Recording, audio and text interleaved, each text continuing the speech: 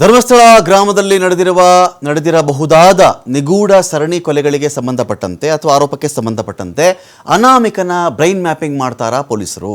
ಇದರಲ್ಲಿ brain mapping ಅನ್ನೋ ವಿಚಾರ ಬಹಳ ಚರ್ಚೆ ಆಗ್ತಾ ಇದೆ. ಹಾಗಾಗಿ ಯಾವ ವ್ಯಕ್ತಿ ಬಂದು ಈ ಥರ ಎಷ್ಟೊಂದು ಕೊಲೆಗಳಾಗಿದೆ ಅಂತ ನಾನು ಯಾಕೆ ಹೇಳ್ತಿದ್ದೀನಿ ಅಂತ ಹೇಳಿದ್ರೆ, ನದಿಯೆಲ್ಲ ನೋಡಬೇಕಾದಾಗ ಮಹಿಳೆಯರ ಪುರುಷರ ಅನೇಕ ಡೆಡ್ ಬಾಡಿ ಸಿಗ್ತಾ ಇತ್ತು. ಅಲ್ಲಿ ಕೆಲವು ಡೆಡ್ ಬಾಡಿಗಳಲ್ಲಿ ಅವರ ಗುಪ್ತಾಂಗಗಳಲ್ಲಿ ಗಾಯಗಳಿರುವುದು, ಕುತ್ತಿಗೆ ಹಿಸುಕಿದಂತಿರುವುದು, ಭೀಕರವಾಗಿ ಕೊಂದಂತೆ ಇರುವುದು ನನ್ನ ಗಮನಕ್ಕೆ ಬಂದಿರುತ್ತೆ. ಇಂಥವ್ರನ್ನ ತಗೊಂಡು ಹೋಗಿ ಹೂತ್ಬಿಡು ಅಂತ ಹೇಳ್ತಾ ಇದ್ರು. ಕೆಲವು ಕಡೆ ಗುರುತೇ ಸಿಗದಷ್ಟು ರೀತಿಯಲ್ಲಿ, ಅದರದ್ದು ಲವಲೇಶವೂ ಸಿಗದಷ್ಟು ರೀತಿಯಲ್ಲಿ ಸುಟ್ಟುಬಿಡು ಅಂತ ಹೇಳ್ತಾ ಇದ್ರು. ಇದನ್ನು ನಾನು ಮಾಡಿದ್ದೀನಿ, ಇದು ನಾನು ಎಲ್ಲೆಲ್ಲಿ ಈ ಒಂದು ಬಾಡಿ ನಾನು ಹೂತಿದ್ದೀನಿ ಅಂತ ನಾನು ನಿಮಗೆ ಬೇಕಾದರೆ ತೋರಿಸ್ತೀನಿ ಅಂತ ಒಬ್ಬ ವ್ಯಕ್ತಿ ಬಂದು ಹೇಳಿಬಿಡ್ತಾನೆ ಇದ್ದಕ್ಕಿದ್ದಂಗೆ. ಸುಮಾರು 11 ವರ್ಷಗಳ ಕಾಲ ಈ ವ್ಯಕ್ತಿ ತಲೆಮರೆಸ್ಕೊಂಡಿದ್ದವನು ಏಕಾಏಕಿ ಪೊಲೀಸರ ಮುಂದೆ ಕಾಣಿಸ್ಕೊಂಡು ಹೇಳಿಬಿಡ್ತಾನೆ ಈ ಒಂದು ಮಾತನ್ನು.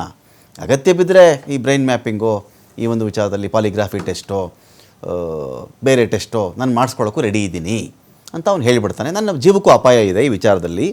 ಸೊ ಇದೇ ರೀತಿಯಲ್ಲಿ ಇನ್ನೊಬ್ಬ ಇದ್ದ, ಅವನು ಈ ಥರ ಹೂತು ಬಿಡು ಅಂದಾಗ ಅವನು ಹೂಳಲಿಲ್ಲ, ಅವನು ಕೂಡ ಕಣ್ಮರೆ ಆಗಿಬಿಟ್ಟ, ಕಾಣೆ ಆಗಿಬಿಟ್ಟ.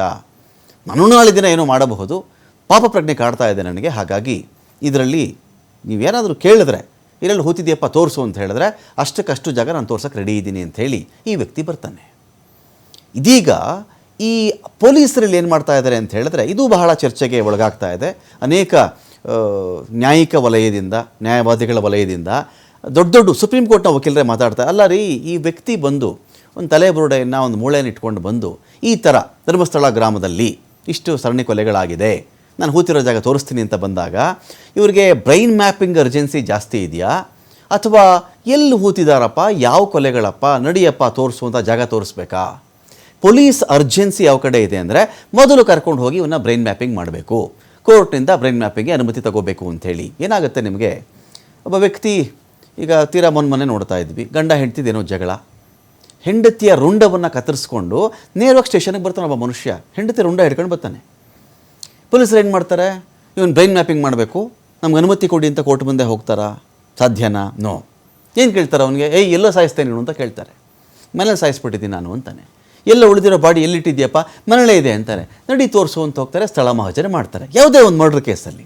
ಇನ್ನೊಬ್ಬ ಖ್ಯಾತನಾಮ ವಿಚಾರದಲ್ಲಿ ಯಾರೋ ಮರ್ಡ್ರ್ ಮಾಡಿಬಿಟ್ಟಿದ್ರು, ಬಾಡಿ ನಿನ್ಯಾವುದೋ ಮೋರಿ ಹತ್ರ ಬಿಸಾಕಿದ್ರು ಅಂದಾಗ ಫಸ್ಟ್ ಒಬ್ಬ ಬರ್ತಾನೆ, ಸ್ವಾಮಿ ಇಲ್ಲಿ ಯಾರೋ ಬಾಡಿ ಬಿಸಾಕಿದ್ರು, ನಾನೇ ಇಲ್ಲಿ ಹೂತ್ಬಿಟ್ಟಿದ್ದೆ ಅಂತ ಒಬ್ಬ ಹೇಳಿದಾಗ, ಯಾವಾಗ ಹೂತೋ, ಎಷ್ಟೊತ್ತಿಗೆ ಹೂತೋ, ತೆಗಿಯೋ ಬಾಡಿನ, ಪೋಸ್ಟ್ ಮಾರ್ಟಮ್ ರಿಪೋರ್ಟಿಗೆ ನಡೆಯೋ, ಫಸ್ಟ್ ಕರ್ಕೊಂಡೋಗೋಣ, ಕಾರ್ಬನ್ ಡೇಟಿಂಗ್ ಮಾಡ್ಸೋಣ ನಡೆಯೋ, ಇದು ತಾನೇ ಮಾಡೋದು ಪೊಲೀಸರು.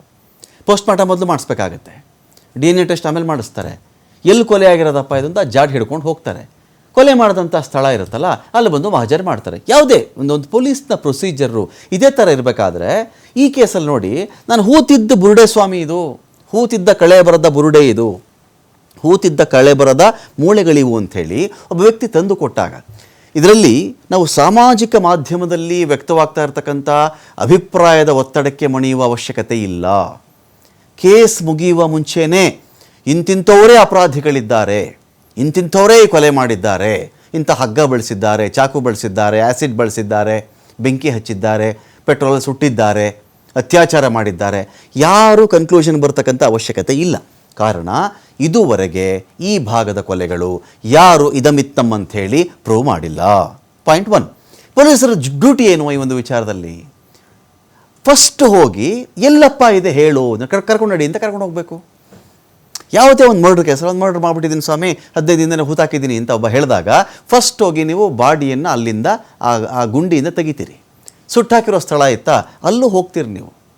ಸಣ್ಣ ಮೂಳೆ ಸಿಗುತ್ತಾ ಅಲ್ಲಿ, ಸುಡೋದಕ್ಕೆ ಏನಾದರೂ ಬಳಸಿದ್ದಾನಾ, ಬಟ್ಟೆದು ಯಾವ್ದಾದ್ರು ತುಣುಕು ಅಕಸ್ಮಾತ್ ಮಿಸ್ ಆಗಲ್ಲಿ ಸಿಕ್ಬಿಡುತ್ತಾ ನಮಗೆ, ಅದ್ರಲ್ಲಿ ಪರೀಕ್ಷೆಗೆ ಏನಾದರೂ ಒಳಪಡಿಸೋಕ್ಕೆ ಸಾಧ್ಯನಾ? ಒಬ್ಬ ಇನ್ವೆಸ್ಟಿಗೇಷನ್ ಆಫೀಸರ್, ನಾನು ಅನೇಕ ಪೊಲೀಸ್ ಆಫೀಸರ್ ಜೊತೆಲಿ ಮಾತಾಡಿದ್ದೀನಿ, ಯಾವುದೇ ಪೊಲೀಸ್ ಮಾಡಬೇಕಿರುವ ಮೊದಲ ಕೆಲಸ ಇದು.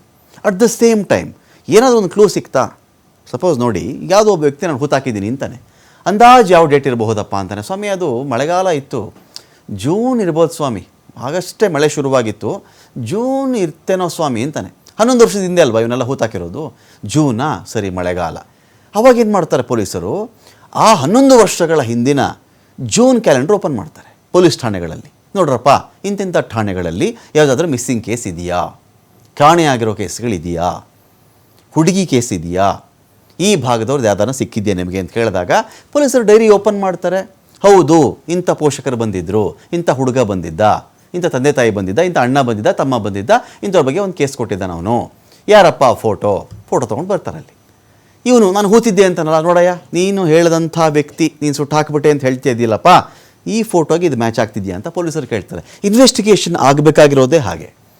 ತಪ್ಪನ್ನು ನಾವಿಲ್ಯಾರು ಡಿಸೈಡ್ ಮಾಡೋಕ್ಕೆ ನಾವು ಯಾರೂ ನ್ಯಾಯಾಧೀಶರಲ್ಲ, ನಾವ್ಯಾರೂ ಕೋರ್ಟ್ ಅಲ್ಲ, ಇಲ್ಲಿ ನಾವ್ಯಾರೂ ಹೈಕೋರ್ಟು ಅಲ್ಲ, ನಾವಿಲ್ಲೇನೋ ನ್ಯಾಯಸ್ಥಾನದಲ್ಲಿ ಕೂತ್ಕೊಂಡು ಇಲ್ಲಿ ಯಾರು ಕೂತ್ಕೊಂಡು ನಾವು ಜಡ್ಜ್ಮೆಂಟ್ ಯಾರು ಇಲ್ಲಿ ಕೊಡ್ತಾ ಇಲ್ಲ, ನಾವು ನ್ಯಾಯಾಧೀಶರು ಆಗಬೇಕಾಗಿಲ್ಲ.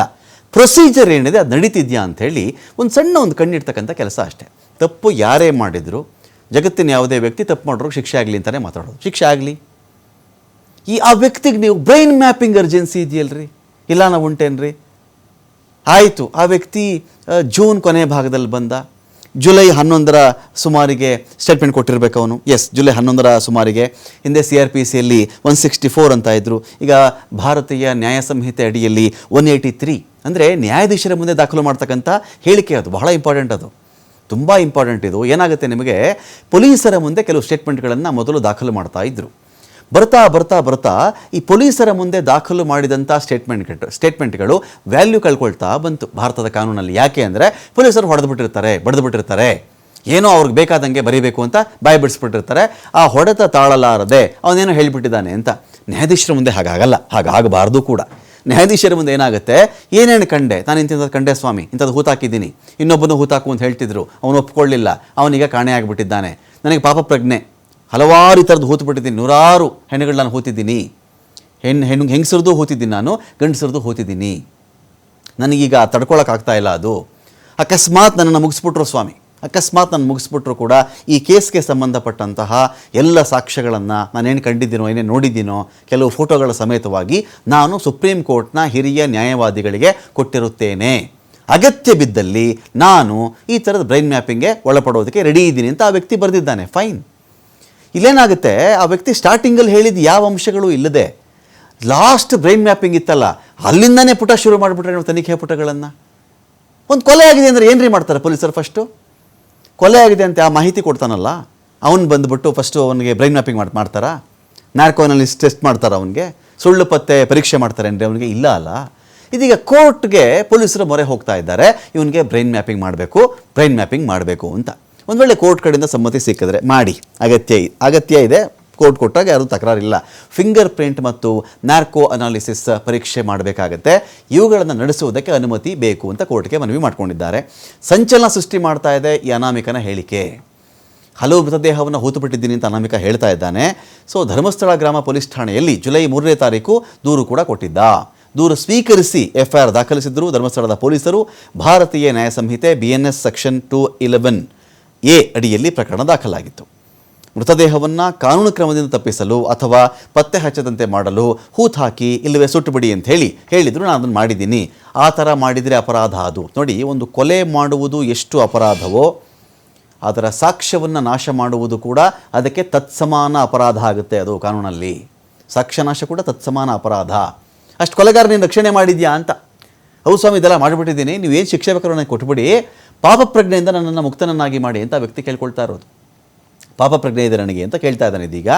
ಇಲ್ಲಿ ಈ ನಾರ್ಕೋ ಅನಾಲಿಸಿಸ್ ಟೆಸ್ಟ್ಗೆ, ಬ್ರೈನ್ ಮ್ಯಾಪಿಂಗ್ ಟೆಸ್ಟ್ಗೆ ಪೊಲೀಸರ ಅರ್ಜೆನ್ಸಿ ಇದೆಯಲ್ಲ, ಇದು ಸಹಜವಾಗಿಯೇ ಅನೇಕ ಪ್ರಶ್ನೆಗಳನ್ನು ಹುಟ್ಟು ಹಾಕ್ತಾ ಇದೆ. ಇಲ್ಲಿ ಈ ಒಂದು ವಿಚಾರದಲ್ಲಿ ದಕ್ಷಿಣ ಕನ್ನಡ ಜಿಲ್ಲಾ ಸಕ್ಷಮ ಪ್ರಾಧಿಕಾರದಿಂದ ಈ ವ್ಯಕ್ತಿಗೆ ಭದ್ರತೆ ಕೊಡಲಾಗಿದೆ.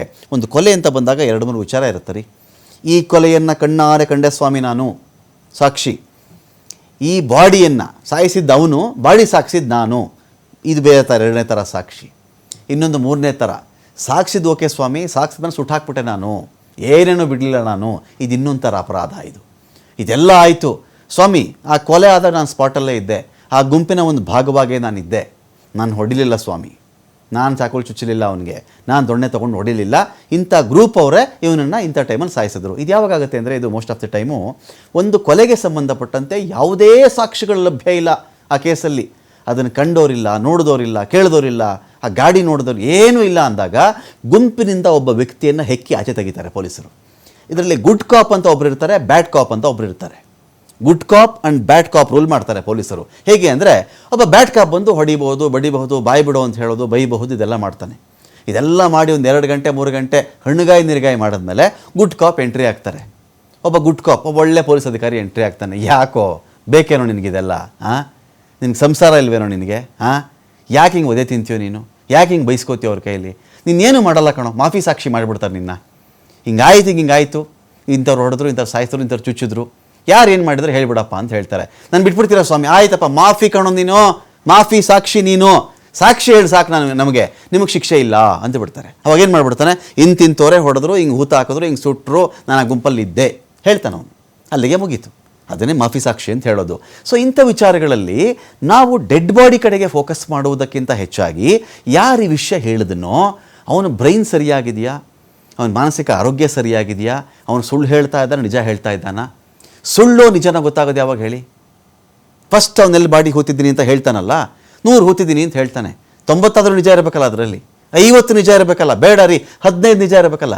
ಒಂದು ಕೊಲೆ ಪ್ರೂವ್ ಮಾಡಿದ್ರು ಸಾಕಲ್ರಿ, 100 ಕೊಲೆ ಮಾಡೋದು ಅವಶ್ಯಕತೆ ಇಲ್ಲ, ಒಂದೇ ಒಂದು ಕೊಲೆ ಪ್ರೂವ್ ಮಾಡಿದ್ರು ಸಾಕಲ್ವಾ? ಮೊದಲು ಆ ಕೆಲಸ ಮಾಡಿದ್ರ ಇಲ್ಲಿ ಪೊಲೀಸರು ಅಂಥೇಳಿ ಸೋಷಿಯಲ್ ಮೀಡಿಯಾ ಆಗಲಿ, ಮಾಧ್ಯಮಗಳಲ್ಲಾಗಲಿ, ಸಾರ್ವಜನಿಕರಾಗಲಿ, ಸಾರ್ವಜನಿಕ ಜೀವನದಲ್ಲಿರ್ತಕ್ಕಂಥ ವ್ಯಕ್ತಿಗಳಾಗಲಿ ಈ ಪ್ರಶ್ನೆಯನ್ನು ಕೇಳ್ತಾ ಇದ್ದಾರೆ.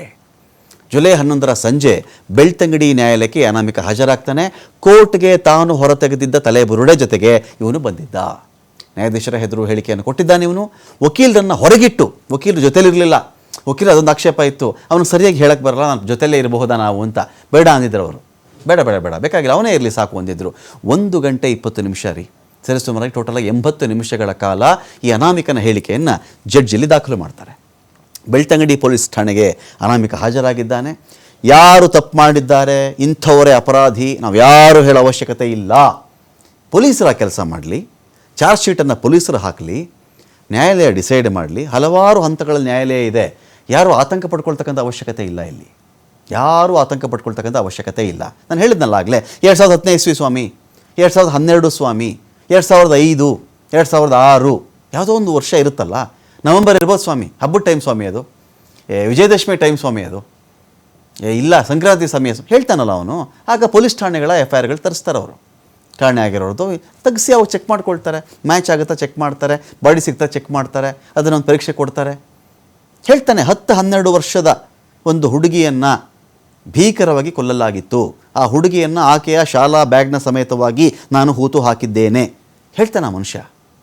ಚೆಕ್ ಮಾಡಲಿ, ತನಿಖೆ ಮಾಡಲಿ, ಯಾವುದೋ ಒಂದು ಒಳ್ಳೆ ನೆಲದಲ್ಲಿ ಇದಕ್ಕೆಲ್ಲ ಒಂದು ಕೊನೆ ಬೇಕಲ್ವಾ? ಯಾರೇ ಮಾಡಿರಲಿ, ಆ ದುರುಳರು ಯಾರೇ ಇರಲಿ, ದುಷ್ಟರು ಯಾರೇ ಇರಲಿ, ಶಿಕ್ಷೆ ಆಗಬೇಕು ಅನ್ನೋ ಅಷ್ಟೇ ಅಲ್ವೇನ್ರಿ? ಈ ನೆಲದಲ್ಲಿ, ಈ ಭಾರತ ನೆಲದಲ್ಲಿ ಕಾನೂನಿನ ಪ್ರಕಾರವಾಗಿ ತಪ್ಪು ಮಾಡೋರಿಗೆ ಶಿಕ್ಷೆ ಆಗಬೇಕು ಅಂತ. ತಪ್ಪು ಮಾಡಿರುವವರು ಹೆದರ್ಕೋಬೇಕು ಇದಕ್ಕೆ, ತಪ್ಪು ಮಾಡದೇ ಇರುವವರು ವಿನಾಕಾರಣ ಹೆದರಿಕೊಳ್ಳುವ ಅವಶ್ಯಕತೆ ಇಲ್ಲ.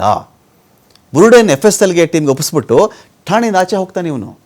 ಇದೇನಾಗಿದೆ, ಸಂಚಲನ ಸೃಷ್ಟಿ ಮಾಡ್ತಾ ಇದೆ ಈ ಅನಾಮಿಕನ ಪಾಪ ಪ್ರಜ್ಞೆಯ ಪತ್ರ. ಹಾಗಾದ್ರೆ ಏನು ಈ ಪತ್ರ? ಇನ್ನು ಪತ್ರದಲ್ಲಿ ಇನ್ನೂ ಏನೇನು ಹೇಳ್ತಾ ಹೋಗ್ತಾನೆ ಇವನು?